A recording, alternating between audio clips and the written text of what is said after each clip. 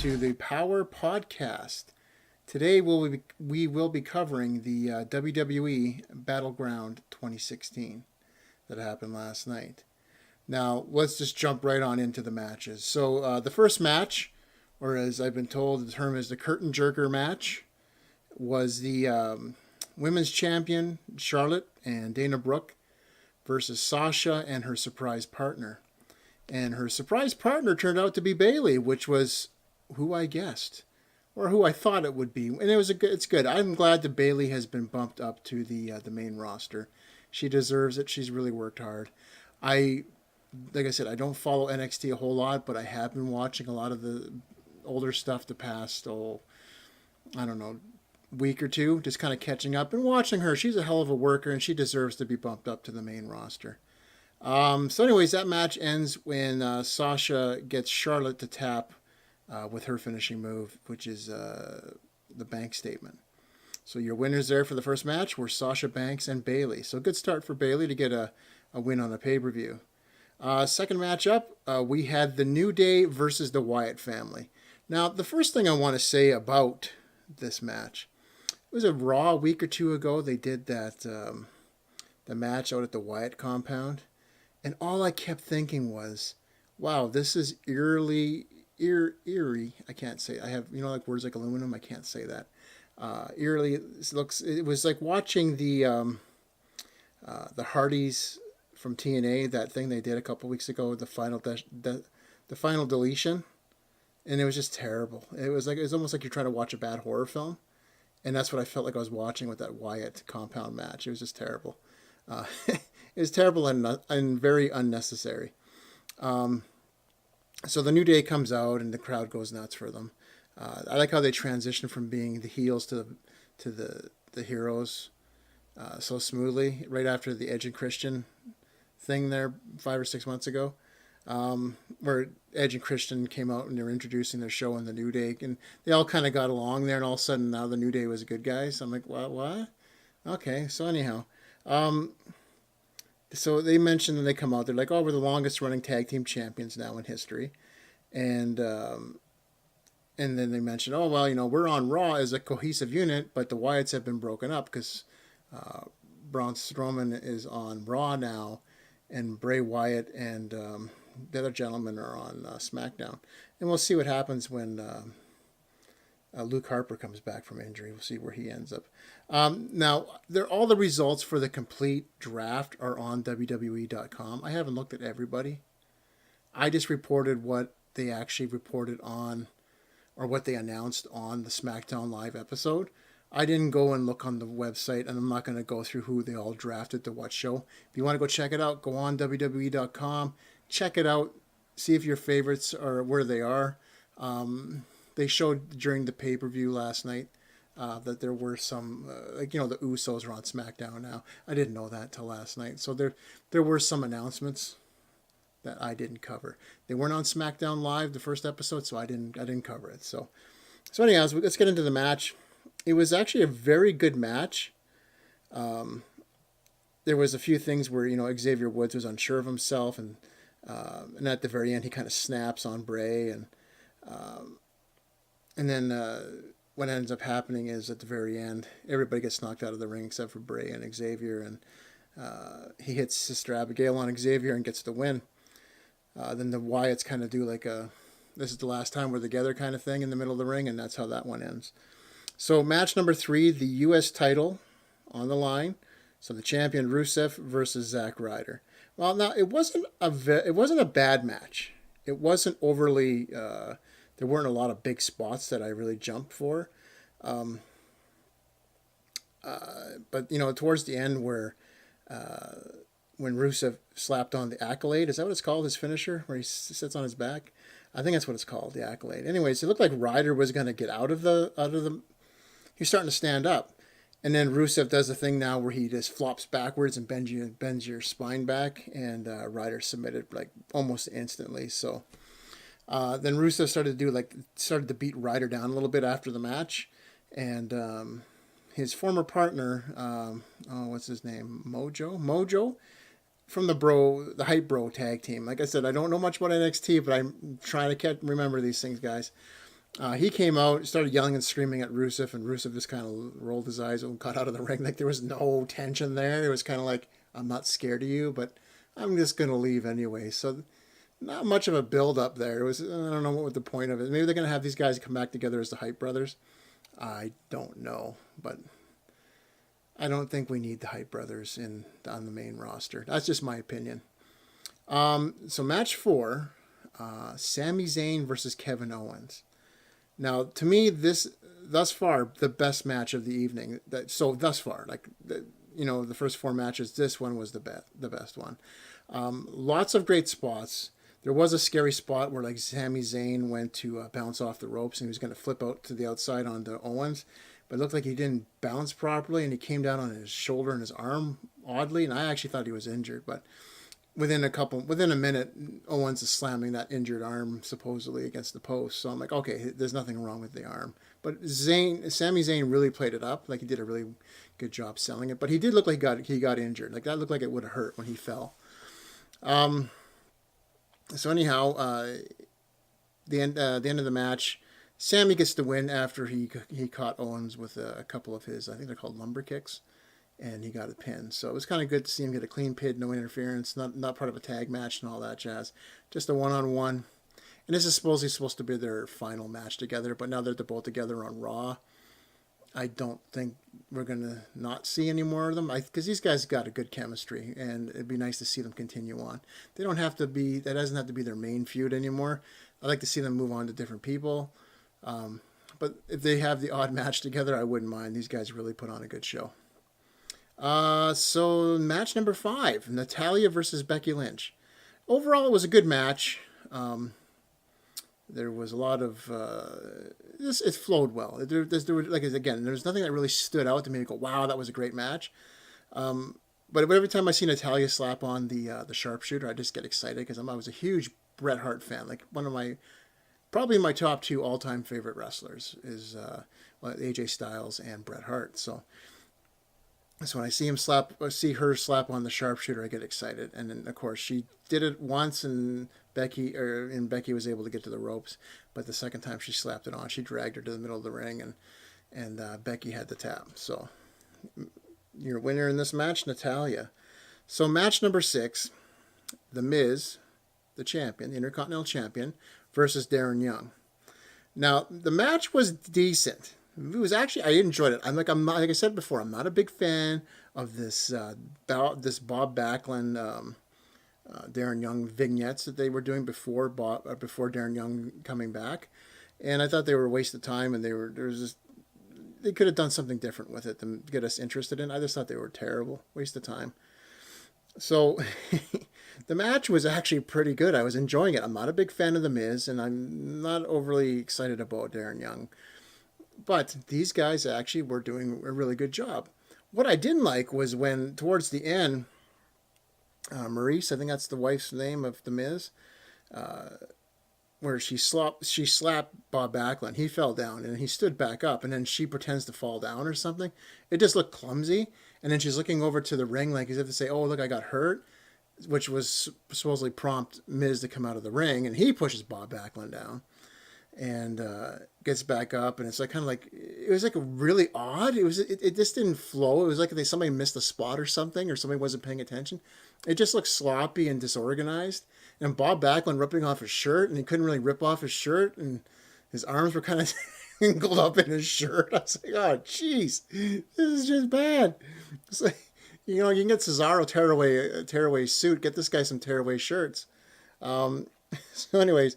So everybody's outside. Then Darren Young comes outside and does the chicken wing on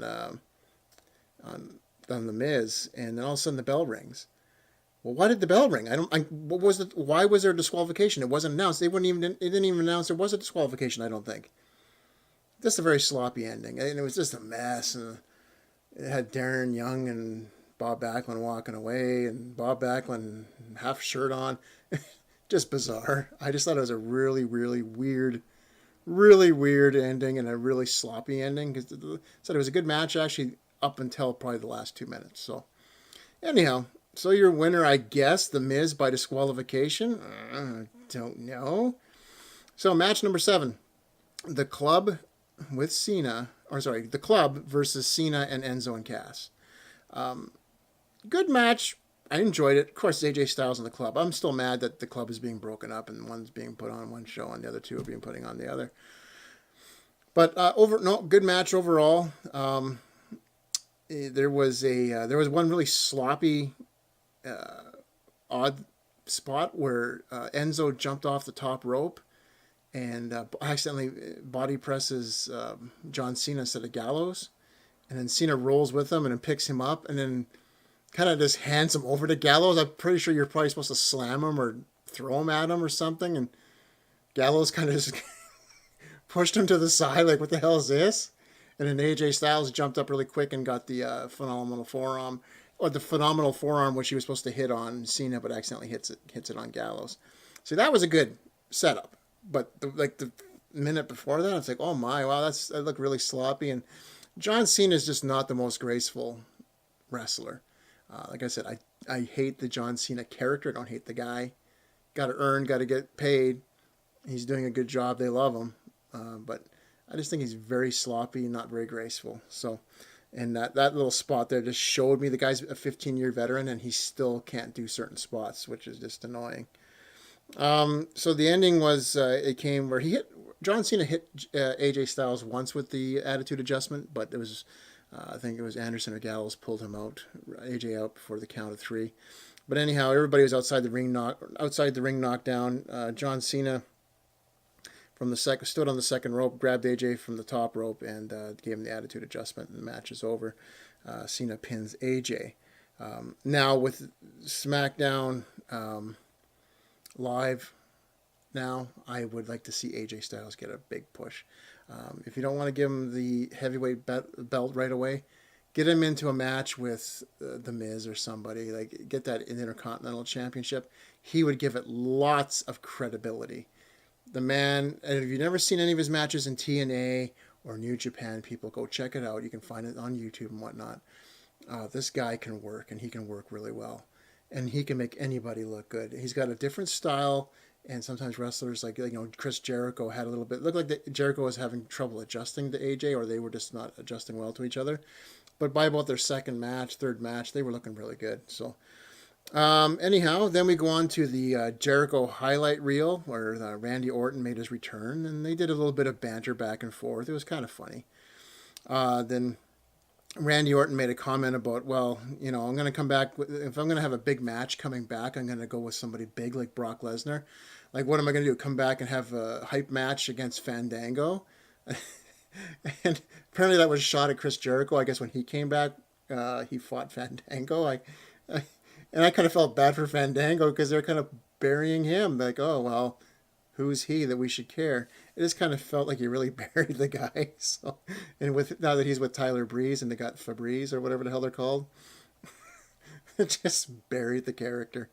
So anyhow, after that comment, there was another comment that Randy Orton made, and it was regarding Brock Lesnar, and he what does he say? He says something to the effect of, it only takes one RKO to go to Viperville, and no enhancement needed. And and anybody that knows, Brock Lesnar has been accused of doping. There's been a doping allegation when he was in the UFC. So Randy kind of took a jab at that. And shortly thereafter, Randy hits Jericho with an RKO, and that's the end of that skit, which was kind of good because it was kind of painful. It got a little boring. 2 or 3 minutes, that could have been all they needed. 4 minutes at the most. You don't need to go on 10, 15 minutes. It was just ridiculous. The final match, 8, the main event, the heavyweight champion, Dean Ambrose versus Seth Rollins versus Roman Reigns for the heavyweight title. Now, when Roman Reigns first came out, there was a huge Roman sucks chant at the beginning, which I just cracked up. I even rewound it and watched it again because it was so funny. The match was very solid. There was no real blow-away moments. Again, like, these guys are all hard workers, but they didn't do anything that made me go, holy crap, that was the highlight of the night. Still, so far, aside from AJ Styles wrestling, Sami Zayn versus Kevin Owens was probably the best match of the night. It had the most blow-away moments. Like, there's a lot of, these guys work so well together. Those two guys work so well together, you actually think they're hurting each other. Now, Roman Reigns worked hard the entire match. He was working really hard. This guy just can't get over with the fans. Turn this man heel. Make him a heel. He'd be killing as a heel. I don't understand it. Have Seth go good and have Rollins go have Rollins go good guy and Roman Reigns go heel. It would be much better. I think it would work better. You can't have both of them as heel. They need one really top heel and one top good guy, and I think those two would be it for that for Raw. Now, going to back what I said in my draft review when I was talking about SmackDown, it just seems like finishers seem to mean nothing. Like after 25 plus minutes, Rollins hit Reigns with the pedigree, and Roman kicks out. Instead they could have just had Ambrose come in and kick Rollins and knock him off Reigns, because like I said, you gotta have these frigging finishers. They have to convince me that the guy's not going to get up. I just was not convinced that the guy wasn't going to get. I was convinced, he hits the pedigree. I'm like, oh, he's probably going to kick out. Just ridiculous. Like when you hit your finisher, I shouldn't think you should be able to kick out. That's just my opinion. So anyhow, Rollins goes for another pedigree, and Reigns ends up hitting him with a spear, and then Ambrose grabs Reigns and hits Dirty Deeds for the win. SmackDown now has the heavyweight champion and the Intercontinental champion on their show. And to me, still the best roster of the two. And I'm probably going to pay more attention to SmackDown than I will Raw, just because of the talent that's on the show. Now, I just want to quickly rant. I'm running out of... My battery's starting to die here, so... I just want to quickly rant about the show. Overall, it was a good show. It wasn't bad. It wasn't... didn't make me go, oh boy, I'm glad I watched that. It was good. I'm glad I watched the matches. I got to see AJ Styles, the Sami Zayn and Kevin Owens match was phenomenal. It should have been AJ. This match, that was phenomenal, but it was all right. What I don't like is I record the shows on my PVR, and at about for me it's 5 p.m. to 8 p.m. and I just happened to switch the channel at 8 o'clock and I saw the match was still going. So I ended up recording the next show after. The show ended up going 16, 17 minutes overtime. Like, you have 3 hours to put out 8 matches. Stop with all the filler. There's too much filler. You don't need to promote other shows as much as you're doing on your pay-per-view. We already get that on your other stuff. Like your other, if I'm watching Edge and Christian, I get other promotions for Swerve and all these other shows. Let's get these shows done in a lot of time so I can have my shows recorded in one slot as opposed to now my PVR's got 2 shows recorded because I wanted to record 2. I had to record 2 because you guys ran overtime. It's just getting silly with the overtime. And I know Raw tonight is supposed to be like, again, it's supposed to be like 5 to 8. And it's probably going to go 5 to 8:20 like it normally does. And so I record the next show afterwards, just to make sure I get all of Raw. Otherwise, I'm watching Raw, there's the middle of a match, and all of a sudden, gone. It just, learn to edit and everything. Just get your show to end properly. None of this running into overtime. There's no need for overtime. You have 3 hours. Maybe cut back on the highlight reel. Cut back on a bunch of the yip-yapping in the back. We don't need to see Shane and Daniel Bryan talking to the talent. We don't need to see Stephanie and Mick talking to the talent. We know they're the GMs and they're running the shows. We don't need to know any more about that. We know who they are. We know who's on their respected shows. Just get the product out in a timely fashion and make sure it starts and ends when it's supposed to. Okay, so anyhow, I've got about 30 seconds left. I can see things flashing. So as usual, until next time, thanks for listening, and we'll talk to you soon.